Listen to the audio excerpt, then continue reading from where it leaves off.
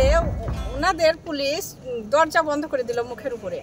কেন? ওদের বড় কেউ অর্ডার করেছে, অর্ডার আছে যে ভেতরে যাওয়া যাবে না, ওই জন্য দরজা বন্ধ করে দিল। ওনাদের সে একই কথা, সে আবার ডেট আজকে হলো না, যার জন্য এসেছিলাম আজকে, তো আজকে হলো না, আবার একটা ডেট দিল।